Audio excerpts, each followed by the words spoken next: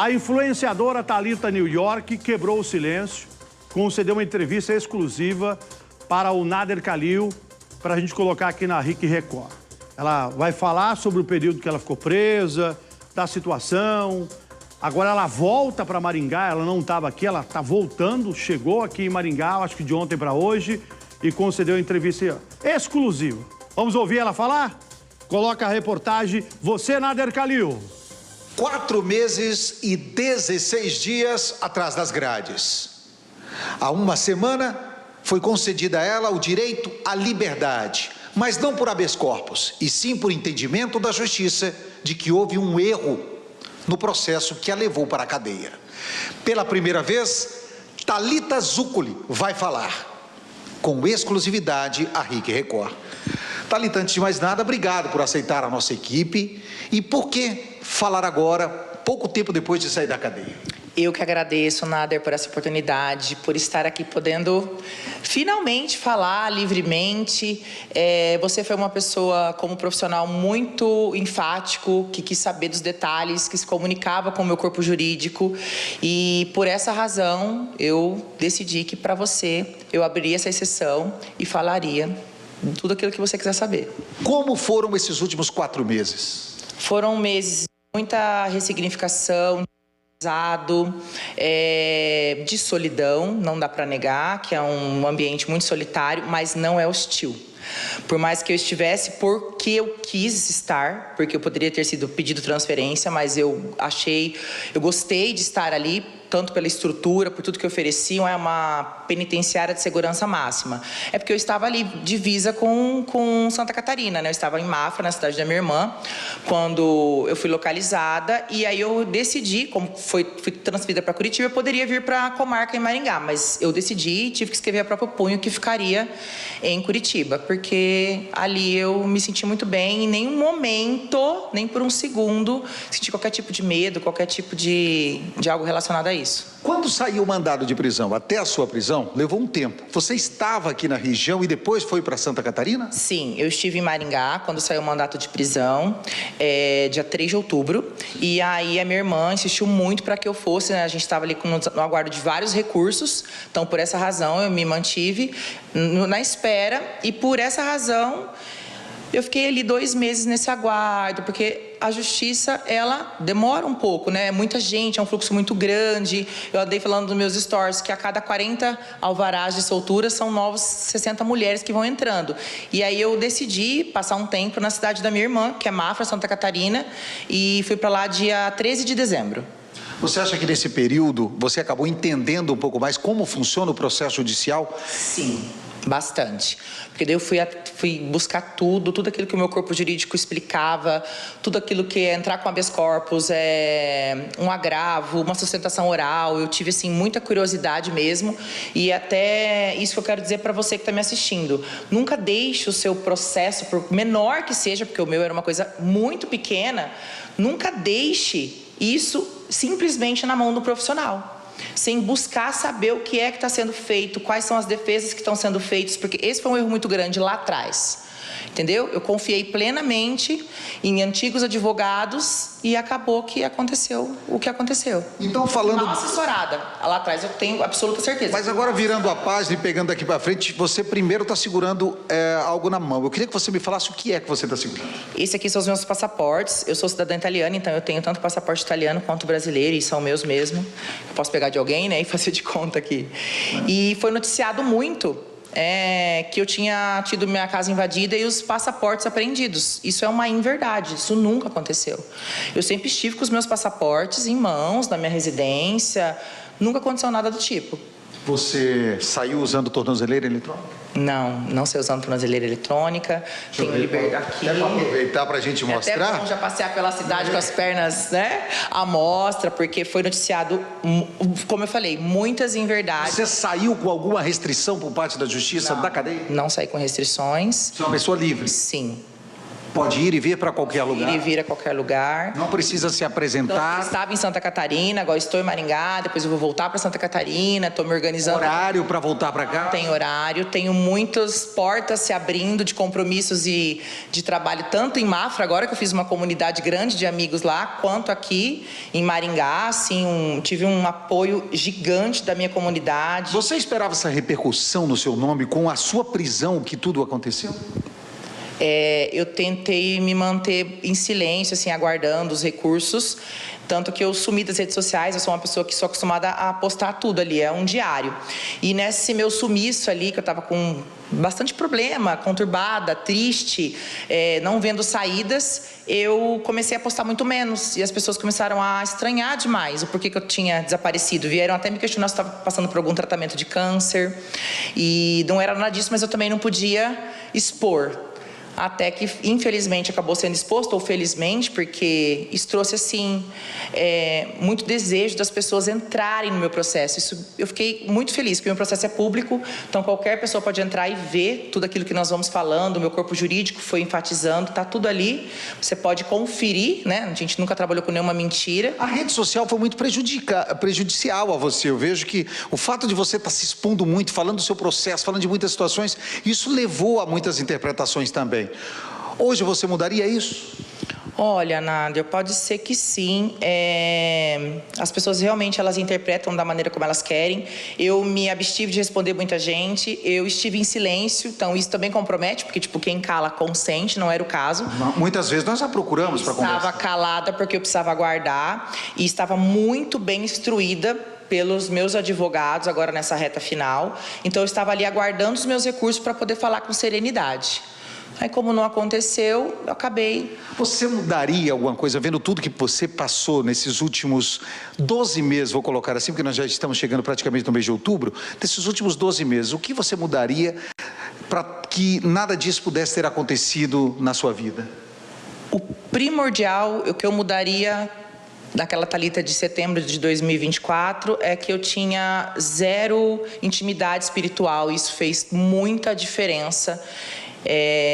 No meu recolhimento, no meu tempo de espera, inclusive no meu tempo de reclusão, ter essa vontade de querer saber mais, de querer entender mais, de ter a minha conexão maior com Deus, porque eu estava muito fraca no passado mentalmente, espiritualmente, triste, sentindo todo tipo de injustiça. E assim, eu não tinha com quem falar, ninguém sabia. Eu blindava a minha família, ninguém sabia. Era só os antigos advogados, o meu marido e mais 4, 5 amigos que sabiam. Você já viu o seu marido agora que você está em liberdade? Não, logo eu vou encontrá-lo. Já estou preparando aqui toda a documentação para encontrá-lo. Sua vinda a Maringá tem esse objetivo? Também tem esse objetivo. Não vejo a hora de vê-lo, que nós não nos vemos desde novembro do ano passado. Eu já estava fora de casa, né, no período quando aconteceu, então tenho muito desejo de vê-lo.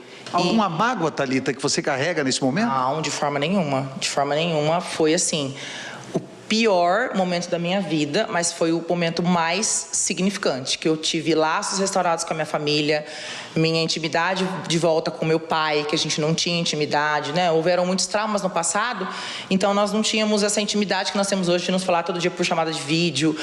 Restaurei laços com pessoas que eu nunca imaginei. Eu nunca imaginei uma corrente tão grande de oração, assim, não estou sendo hipócrita para te dizer assim, o quanto a minha rede social, as pessoas que me seguiam ali há tanto tempo, elas me conhecem muito bem. Eu tenho mais de 12 mil mensagens no direct para responder. É absurdo a quantidade de mensagens que vão chegando, por segundo no meu telefone. E agora eu quero trabalhar isso para ressignificar experiências que eu tive lá dentro. Exatamente. Você é influencer, você é empresária, desculpa se me falha alguma coisa, palestrante. Existe agora uma nova Thalita, talvez escritora? Sim, já fui procurada até por algumas editoras para conversar, para a gente fazer uma reunião, mas acabei, né, faz apenas uma semana que eu estou aqui gozando da liberdade, de tudo, de poder reencontrar pessoas que me ajudaram muito no ano passado, no início desse ano, mas sim, vai acontecer o livro com muito mais propósito do que daquela Thalita que era apenas a empreendedora e uma pessoa que conseguiu crescer na vida com esforços próprios. Hoje eu tenho uma visão totalmente diferente de absolutamente tudo ao meu redor. A penitenciária, ela não me privou de ter uma mentalidade muito livre para coisas que eu sempre fui muito amarrada. Uma dessas coisas era cultuar meu corpo, pensar na minha imagem, somente isso, e isso era acima de qualquer coisa. Hoje não mais. Eu tenho uma visão totalmente diferente de tudo isso, sabe? Hoje eu tenho plena convicção que a minha espiritualidade, me reencontrar e manter meus pés no chão, não deixar que o meu ego sobrecarregue as minhas palavras, porque aqui, querendo ou não, eu tenho um mundo de facilidades em Maringá, né? E isso acaba atrapalhando. Você um dia imaginou que uma condenação por descaminho, uma palavra que as pessoas não sabem nem que crime é esse, pudesse te levar para a cadeia? Jamais. Por isso que eu enfatizo você ter um corpo jurídico ali que está trabalhando com você, mostrando tudo o que está sendo feito, todos os recursos, todos os pedidos, que você tenha vontade, que tenha curiosidade, que tenha interesse de acompanhar o seu caso, sabe? Nunca imaginei, jamais, desse caminho nada mais é do que eu trazia produtos dos Estados Unidos, né, e não os declarava, mas eu nunca vendi nada ilegal, nunca vendi nada ilícito, nunca vendi nada que pudesse me prejudicar a ponto de acontecer o que aconteceu, então eu não esperava. Aí, para encerrar, eu queria perguntar para você, para quem nos assiste agora, para quem nos acompanha, para as pessoas que te seguem e que durante muito tempo esperaram uma palavra sua, o que você tem a dizer a elas agora? Eu tenho a agradecer muito todas as pessoas que me escreveram, que estiveram do meu lado, que mandaram mensagens para minha família, que localizavam os perfis dos meus advogados e deixavam recados para que eles pudessem enviar esses recados, transmitir esses recados para mim. Eu nunca imaginei que fosse tão forte a corrente de oração e a corrente de carinho que eu conquistei ao longo de mais de uma década na rede social, fazendo com que essas pessoas tivessem essa delicadeza, essa sensibilidade em esperar por mim. Porque eu precisei de um tempo, depois, né, eu estive longe, né, das redes sociais, fui reclusa, 4 meses e 16 dias, convivendo e conhecendo histórias completamente diferentes de tudo aquilo que eu imaginei, do meu convívio, do meu círculo social. Então foi realmente uma escola, fiz amizades, sabe, com várias mulheres, e hoje eu vejo assim a vida sobre uma nova perspectiva. Raiva de alguém, ódio de alguém, tristeza de alguém que não esteve do seu lado, que te denegriu? Não tenho tristeza. Cada um está num momento evolutivo da vida, sabe? Eu não estou aqui hoje para julgar ninguém e falar assim, não, por que você não ficou do meu lado? Não, você não tem que viver nessa vida de futilidade, vamos mudar a perspectiva. Cada um tem o seu momento. Eu precisei literalmente ser quebrada, sabe? Ser exposta, ser passada por todo tipo de humilhação lá atrás, ainda quando eu não podia me defender, para que eu pudesse me reencontrar como pessoa, porque a internet, ela confunde muito a nossa cabeça, infelizmente. Hoje é outra Thalita? Completamente diferente, outra Thalita. Sou mais sou pacificadora, tô tranquila, tô me policiando muito e não ficar tanto tempo nas redes sociais. Eu tô me dando assim 2 horas por dia no telefone, antes era 9 horas do meu dia. E hoje eu tô assim, vivendo, conversando, olhando nos olhos, que eu aprendi na reclusão, a conversar olhando nos olhos. Coisas que aqui a gente tem perdido. São pequenos detalhes, mas que no dia a dia faz toda a diferença. Tá aí a entrevista exclusiva da Thalita New York, ela falando, a gente vê que ela tá mudada mesmo, né? Não é aquela Thalita que abria lá seu Instagram há tempos atrás e falava da justiça. Hoje, aparentemente, ela tá mudada. Essa aqui é a advogada dela. Aguenta um pouquinho. Advogada da influenciadora Thalita New York, que ela quis falar também na televisão e ela tem todo o direito de falar, né? Coloca a entrevista dela com o Nader.